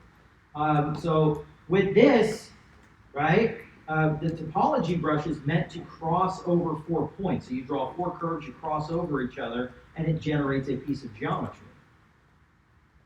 But here we're using it in a completely different fashion than what it was designed to be used for. So it's pretty cool. You might be able to cover a big area pretty quickly, and then you go in and you just start shaping each one of the planes. Lock your start in, start pulling that up. Looks like it's duplicated. Maybe I hit the button twice. I don't know, but I don't care. And I can go in there and start working with it. So take that technique, run with it, practice with it, try it out. Who knows, might work out really nicely for you. Okay? Hair does take a long time. Take enough time per asset. Think about it, write down a strategy. You're going to establish what shapes first, how much time, next series of shapes, how much time, next series of shapes, how much time. None of that can be done until you pick a hairstyle and pick the modeling process that you're going to follow or try and make work for it. Okay? So good luck with that. Let's talk really quickly about the submission. Okay? Because all of this has to come together for the final day submission. Okay? Let's see. What I'm going to do is I'm going to change gears here and bring up a file. I'm going to open up the week 4 asset. Okay, project has been changed. Would you like to save it? Always trying to get me to do something. Yes. You want me to make it? I can make it. No. Make it. Who wants the deadline on Sunday instead of Monday? Well, Well, absolutely. that's Tuesday. Monday's fine. No. Tuesday. What am I looking for? Oh, yes, there it is.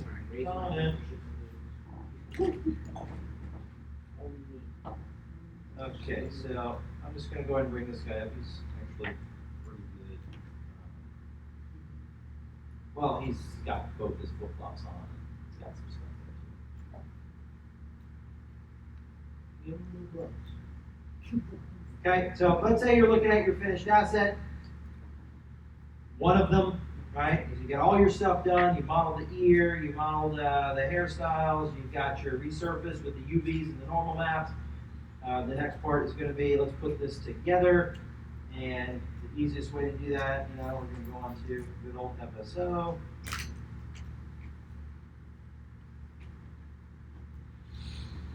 We're going to read through all of this so we know what's going on. We're going to go ahead and grab the template.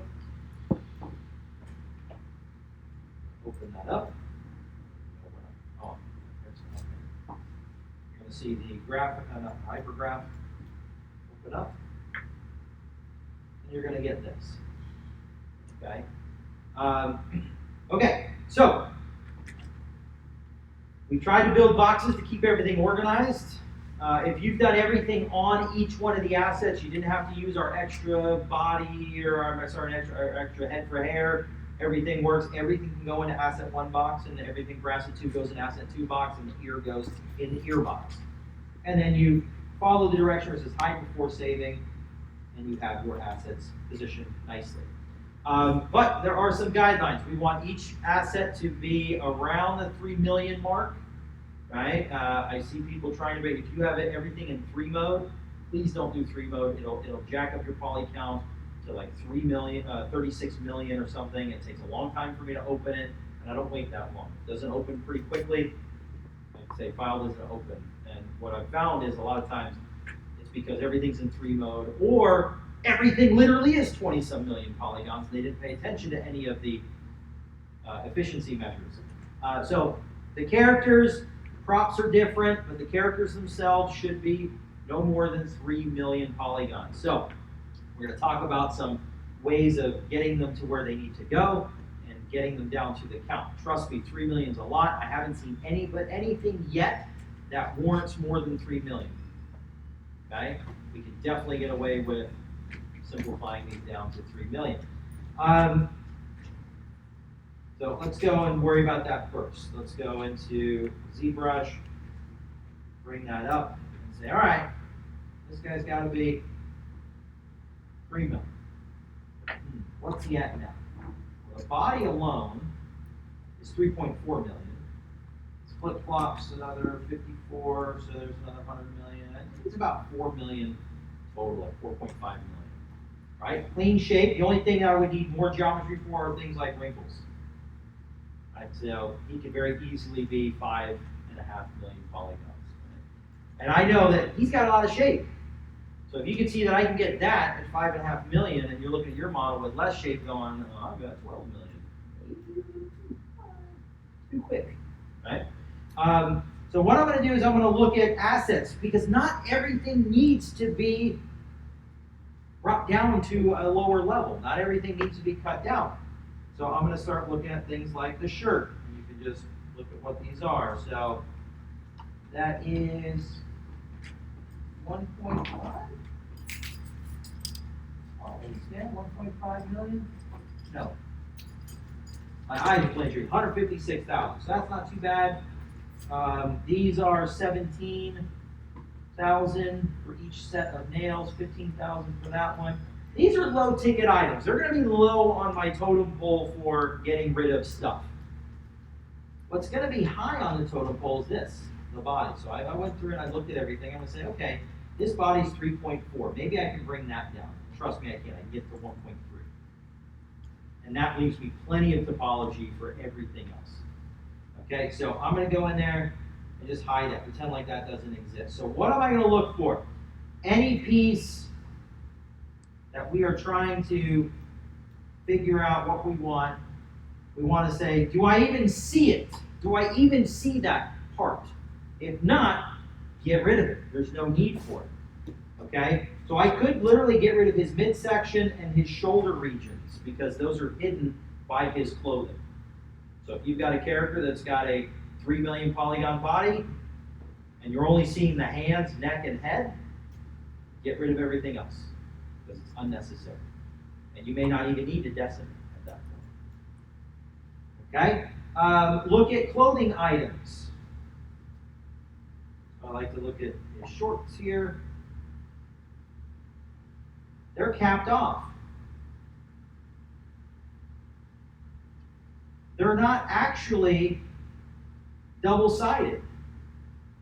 Why make them double-sided if I don't need them to be double-sided? I can cap them off. I can get rid of, delete the inside surface, and keep just the outside surface.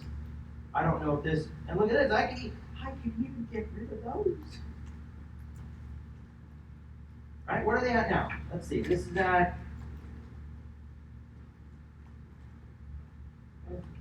508,000. Well, how much is it if I? That's 20 grand gone. Whoa, that adds up, right? So if you're like, oh, I just can't get my model down. I hear that all the time. No, you can't. Because when I look at them in the scene, I go, oh yeah, they could have deleted here. They could have Z-remeshed that. They could have decimated this. They could have deleted that part. There is a way. Does it take time? It might. If you've been building with efficiencies in mind as you go, it might not. But, you know, it all depends on where you're at. So, how would I get rid of this? I hit it. Now what would I do if I want to get rid of that?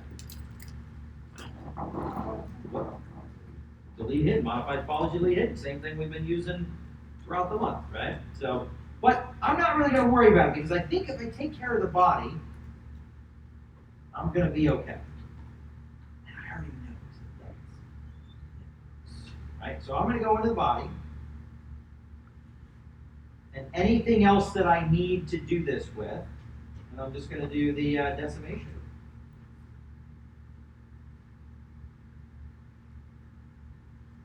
And as that's going through and figuring out what it needs and what it doesn't, we'll talk about other options, right? Remember, Z-Remesher works on simple items. People decimate. In the instructions, it does tell you to decimate, but if you don't have to, right? So hopefully people again with audio, if you don't have to decimate, don't decimate. Because it does, it can ruin your shape. And I watch people destroy their model, bringing it down to 1,000,000 polygons. I'm like, why'd you go so low? You could have kept 2,000,000 and reserves, kept some of your shape. Why'd you? Oh, I thought I decimated everything, and I just decimated until I thought it was low enough. And I'm like, well, you went to 1,000,000, you had 3,000,000 to use. Utilize it, right? Keep some of that topology. But again, Z-Remesher, deleting, those work. Those can take something from 50,000 to 5,000 pretty quickly. All right, so this is about ready.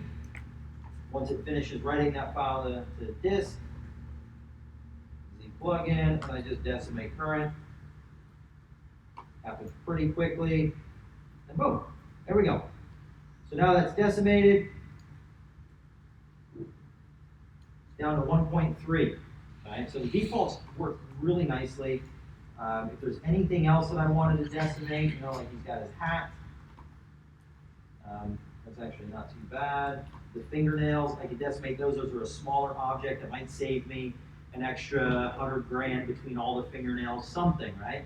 But I have a lot of options. But overall, the model's pretty clean. So now what I want to do is assemble this into a final product. So I'm going to take one of these and just delete it. I don't need two. And if you want to start bringing this down to a level, I totally forgot what I was going to say. That was pretty bad. I was like, here it comes. I forgot. That's what happens. If you want to export things one piece at a time, you can. Export them out, load them into Maya. Don't move them until everything is exported and imported in for that asset, and then you can group it, move it. But for the most part, I like to just kind of have it take care of this for me. So I'm just going to use merge. I am not going to do weld or anything. I'm just going to merge the pieces that work for this guy. You can see, some things are pretty low res. And I'm just going to go down here and just merge down. Now, be careful with this. Some people merge down and then decimate, or not decimate, but Dynamesh everything together because the top layer had Dynamesh turned on, and then they accidentally go to clear a mask, but it Dynamesh. Undo or save right before you do any of this. Maybe I like to save a dirty scene and then a clean scene. Right? One that's got a bunch of junk in it, and then one that's clean for submission. I save it twice. So I would save right before I do any of this. But I'm going to go down and just merge down. I'm going to tell it to skip that because we want to do that. And there are faster ways. You might have heard of things like the Subtool Master and things like that. Those work out. But we keep it simple.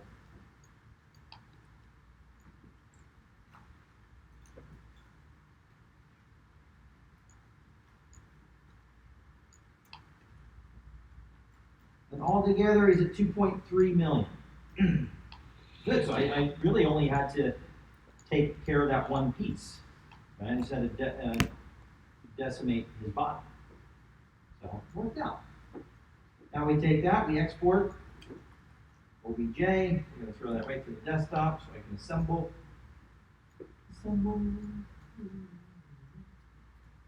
But then you call it asset one, whatever. We're going to rename it inside of Maya anyway. Importing an asset where it gives the name of the scene and then polysurface one. That's not renaming. You'll get dinged for that. Please be professional with your scenes. History, transforms, naming, layering, all that stuff needs to be taken care of.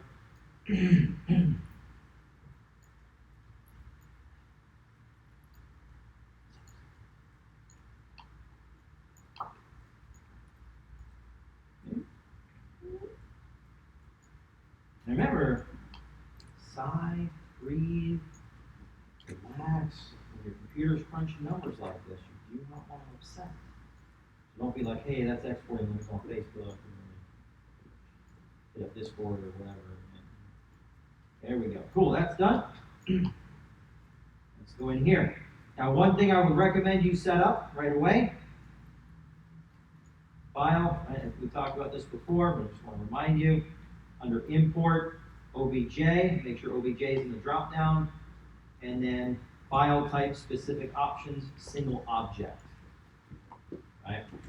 If you don't do this, sometimes it has a tendency to split the model up in the OBJ format. When it exports it and you bring it in, you've got a heavy scene because there's 50 groups of all these little patches of topology. This should solve that. You shouldn't have to worry about it. But if you check it, all you got to do is merge all the pieces together and then merge verts. So you combine them and then merge verts and should take care of it. So we're going to do single object, we're going to import, or you can, just drag and drop it in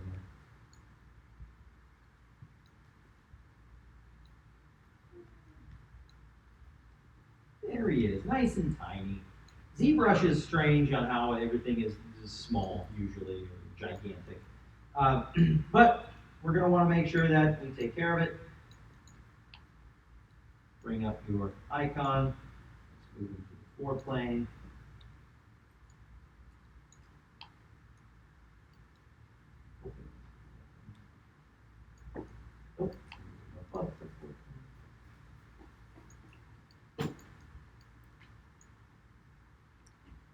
Okay.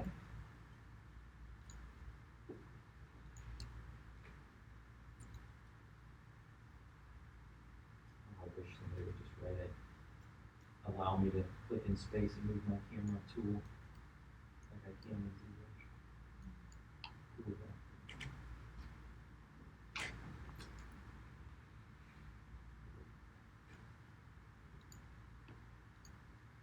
Okay, so everything for this character should be placed in asset one. Now, if you've got a big giant prop, you're going to have to place it, it sticks outside the box. That's okay. But you want to have it placed like, you have to put guns in hands or swords in there. No, you don't have to do that, but sometimes it looks really nice. Right? We are going to do a final evaluation. I want to make sure that your props are scaled correctly to the asset. I want to make sure that your asset is scaled correctly to the other asset. So if you've got a small character next to a big character, we should see that relatively, it's in your scene, right? This guy's 6 feet tall. Now, real world scale is important to figure that out, but I want you to just be thinking about 6 feet tall is 6 units, or, whatever. Maybe every unit is a half a foot, so it's 12 units tall, or whatever. It's just scaled so he visually looks correct inside the box. Now, inside of this box, what should we have? Again, it could be everything. So the heads, one mode, soften normals, UVs, normal maps applied, and the character should have the hair and accessories included and decimated, or just make sure you're under the 3 million or around the 3 million. If you're 3.5 million, that's okay. I don't want you to panic, but you're in that realm. So, some pointers. It doesn't state that you have to do this, but you would have your high-res head and then the resurface head sitting on top of the high-res head. Do not delete your high-res head. I need that for grading. What does look a little more professional is if you take the resurface head and you move it to the side and you place it over here. Okay? But again, everything will be here. If you keep it on top of the head, that's fine. I can navigate pretty easily through the scene. Yes? Can we just save the 2 heads and put them like above the character? Well, you want to keep the high-res head on the character. Well, I mean, like the one you exported to Maya. Yeah, Like, I would be okay with that. Yeah. The other thing you could do is to bring the resurfaced head here. Okay, I'm okay with that. But these boxes originally were designed to hold the optional hair bust. So let me ask you a question. Both your characters have hair. You modeled hair for both of those characters. Do you need to put anything in this box? No, unless No. you want to put the UV down. Unless you want to put the resurfaced UV head with the normal mouse. Nothing has to go there. Okay, that confuses some people. Don't overthink it. And the ear asset gets placed here. Once everything's where it needs to go, you've taken care of your pivots. You can see where the pivot is. This is a nice place to put a pivot for a character asset. If you want to break it apart and regroup things, you can. If If I need to see something separately, I go mesh separate anyway, but we would go through the standard, freeze transformations, delete history on everything, once everything is in the scene and done. And please rename, right? That is not a good name. We're gonna go asset 1. Okay, asset 2. And then we're gonna say, hey, asset 1, you should be on this layer.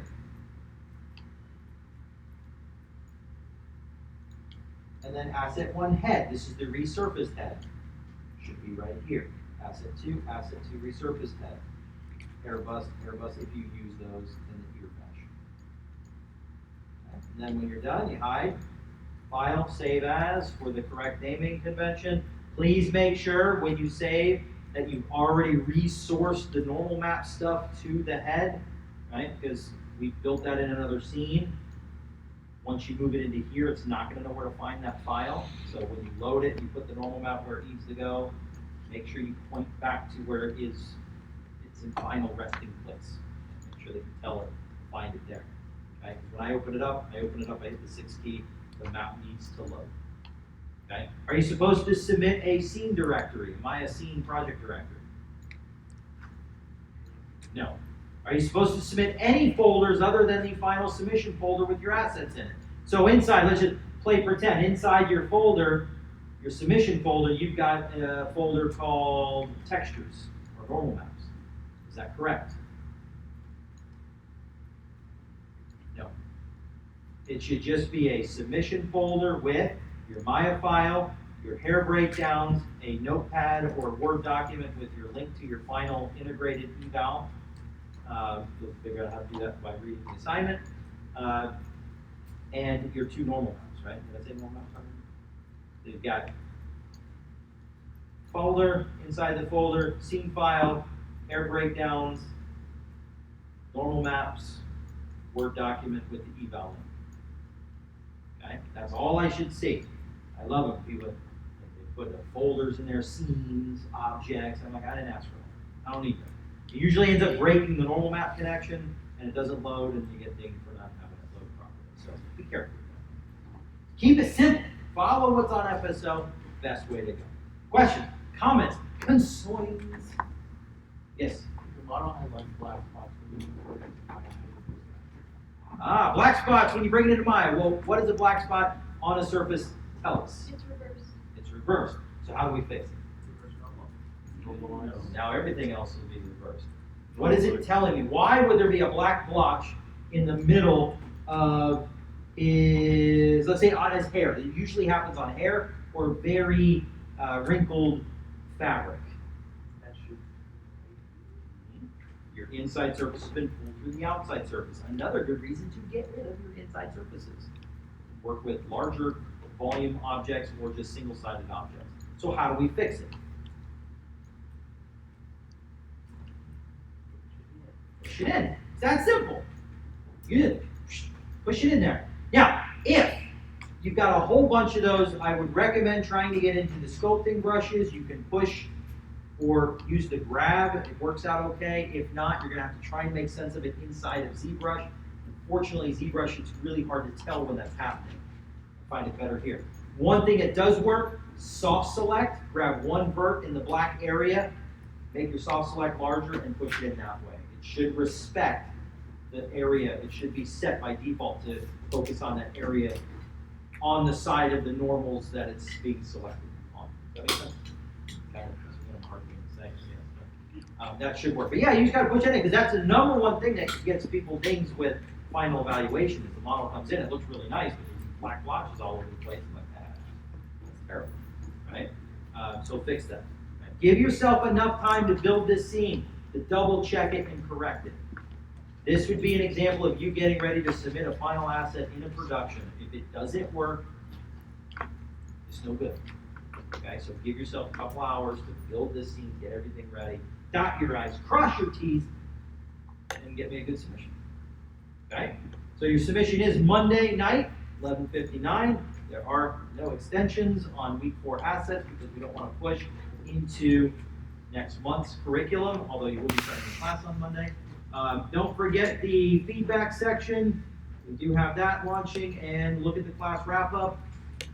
Now, if you see anything in there that you don't feel you learned, let me know. Maybe we can spend a little bit more time after the class is done and kind of get you to that. That'll give you a summary of all this, and you'll be like, wow, I learned all that stuff, that's cool. Okay? But it's been great. Thank you, and I will see you in the hallways. Online, I will not see you in the hallways, unfortunately.